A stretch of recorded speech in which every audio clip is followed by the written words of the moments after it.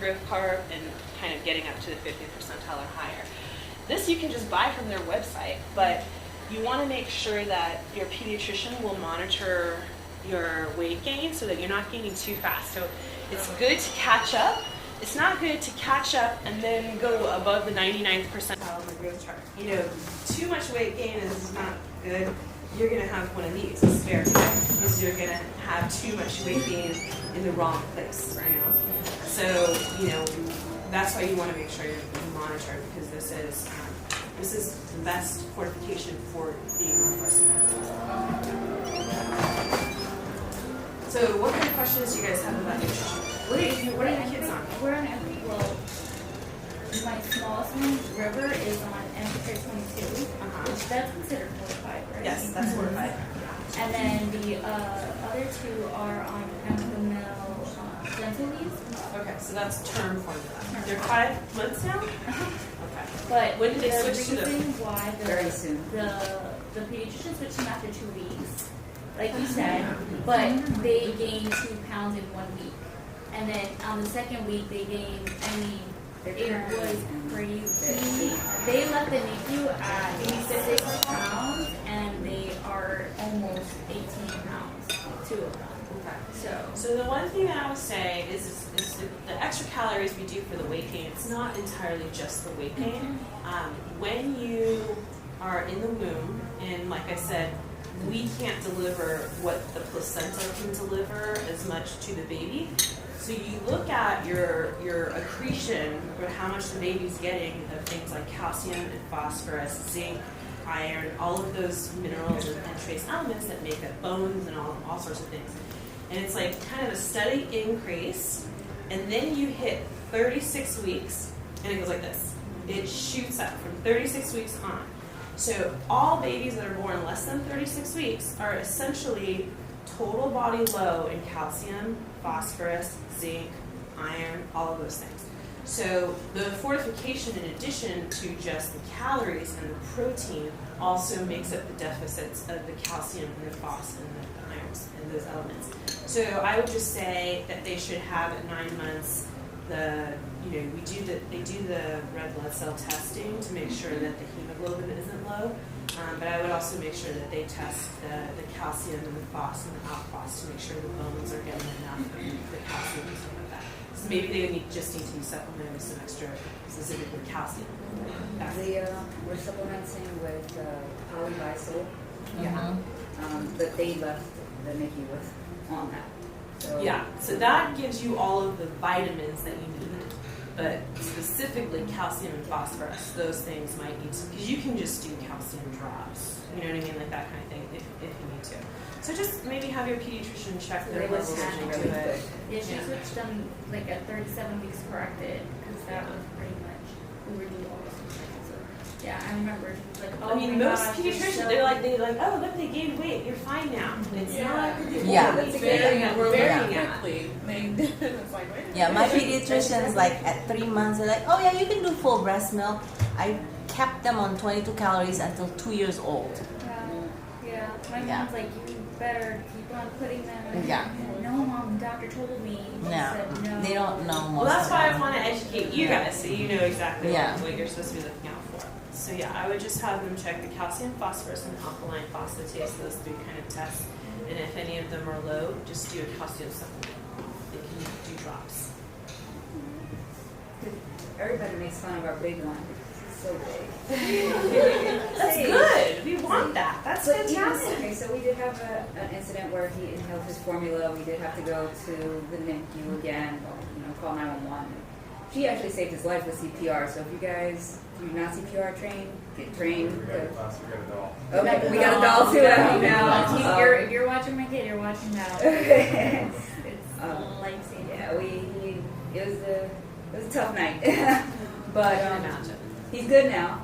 But even when we did take him to the NICU, we were like, oh, when did he get out of theaters? And we were like, oh, just a couple weeks ago. And we were like, he's so big. Like, they didn't want to take him in the NICU. I'm like, wait a minute. He wasn't even 4 weeks corrected, and they didn't want to take him to the NICU because Oh he my was God. he didn't fit in the little the incubator. We are very up to date on aggressive nutrition at Cedars. Like that is the one thing that I've made sure we have to make sure that babies are growing properly. So, how was this helpful, guys? Like this kind of experience? We'll talk more about his specific nutritional regimen before you guys go. But is there any kind of topic that you felt like was untouched, or that would maybe be beneficial to hear when you first go home from the NICU, like along these lines? Is there something we missed? Well, one of the things was when you go, he's like, we were just, he's like, who do we ask questions to?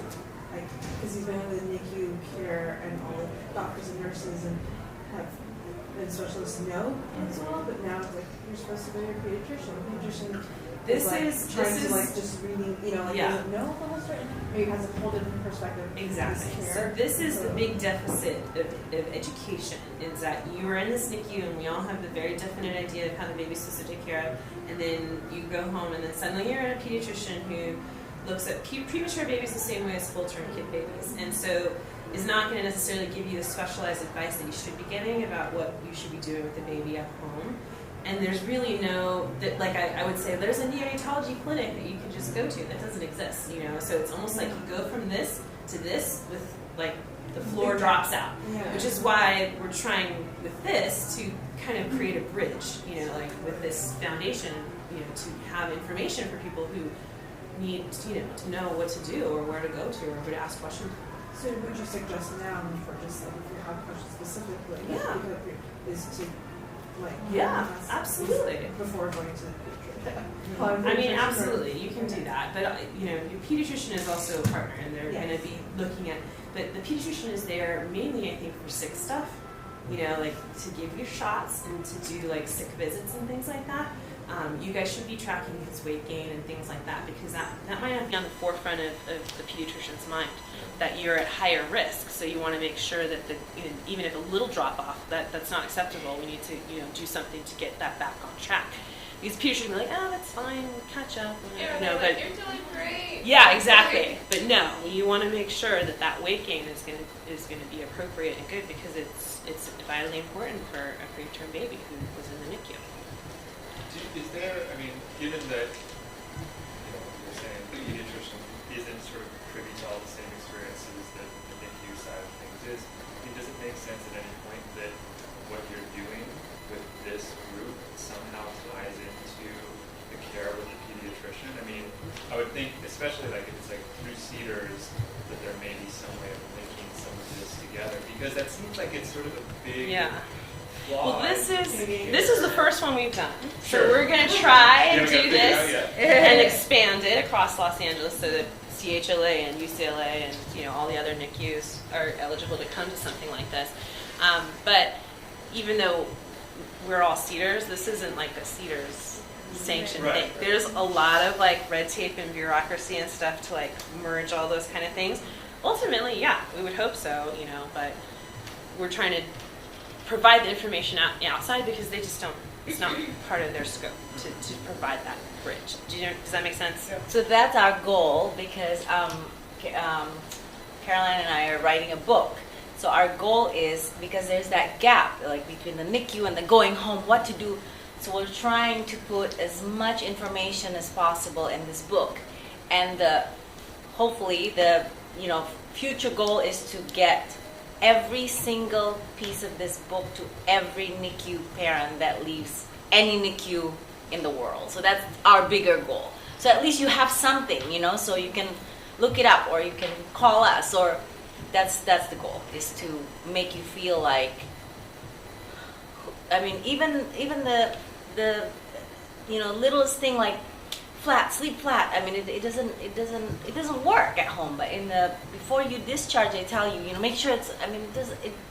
So we want to make sure we share Practical. that information. Hands-on. Yeah, information. hands-on, practical stuff that works for this very unique, preemie baby department, and make sure that everyone that leaves any NICU has something in their hands that can reference to baby needs to be burped, and so that's our goal.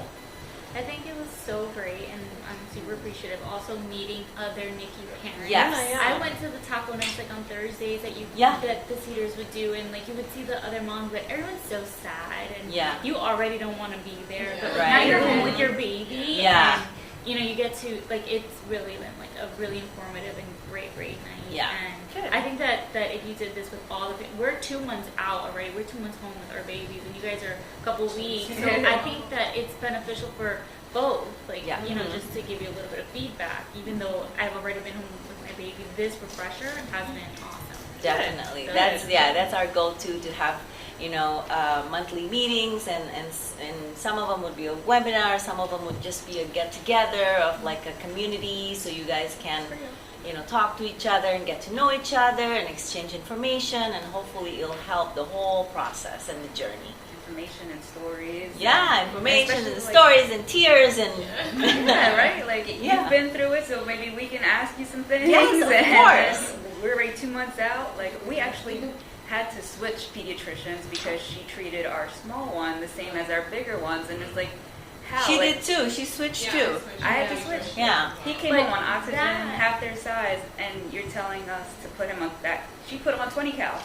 And then we went to a new pediatrician, and she's like, what is he drinking? And we're like, well, this. She's like, oh, no, we got to bump that back up. And he's still on oxygen. You're treating him like you're treating the other two. Yeah. And so we actually did. We switched. And that's something that because we switched, our initial pediatrician actually went to Cedars when they were born and like did like a couple of checkups here and there. But since we switched with her, now we're with a new one. This one, even though we love her and she is so on top of it on the growth curve. See, that's she the tracks nutrition that. is really a big thing with her. Yeah. Good. It's huge with her because our small one is less than the third percentile. Yeah, he's very not even low. on the growth. He's not on the growth. No, and so he's the highest he's risk. Still going up, but is he on 22 or 24? 22. He's on He 22. should be on 24. Yeah. So he was on 24, and he was just in so much pain. He didn't like it? It's high protein. It's it was a lot his of constipation protein. mostly, Yeah. and we had to like suppository him once a week because if he didn't, he would not go. Like no stimulation, nothing was helping unless it was suppository. How long has he been on the 22 now? A month. And he's doing great. Like he's gaining a lot better now. Yeah, and now it's 1 he's pound off every 2 oxygen weeks, too. but So we we're graduated there. Yeah. Yeah. That's what I'm saying. If you're gaining weight, that makes you come off the oxygen faster, Yeah. come off of all the extra medications faster. As soon as all we put of him that. back to NICUCare 22, he started getting better. Yeah, he got stronger. It was just. I put those kids on NICUCare 22 till they were 2 years old. She'd laugh at me. She's like, they're still on formula? I'm like, they're eating regular food and they're drinking formula and milk. Look at them. I was They're like- so beautiful. I keep it. I'm like, I'm gonna throw some protein powder in it. The protein is the best thing, but it's also the most difficult to digest. Yeah. That's at that younger age. Yeah. All right. Okay, well, Thank thank you you guys guys for for taking the coming. time to come, and hopefully You have all our information, yeah? Yeah, I do have one more question. So, and I think maybe you touched on this in the beginning. Is there going to be like a forum, an online forum that questions can be posted on? Yes. Okay. So this is going to be edited, and we're going to put this webinar online. Also, we're going to have a community section of our online forum that you can post questions and That's great. and get in touch with each other. So coming soon. Thank you guys. And any questions, absolutely. please call me. My business card is on the T-shirt. They're so Straight cute. out of NICU. Yeah.